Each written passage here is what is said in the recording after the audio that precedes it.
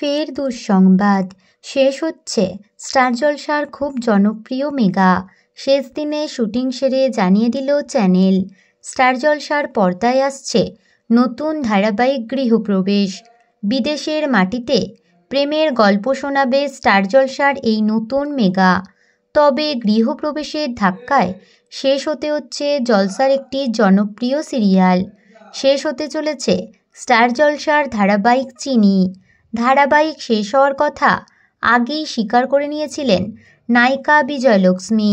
এবার শেষ দিনে শুটিং হয়ে গেল এই ধারাবাহিকের। শেষ দিনে হাসি আনন্দে শুটিং সারলেন সকল অভিনেতা অভিনেত্রীরা।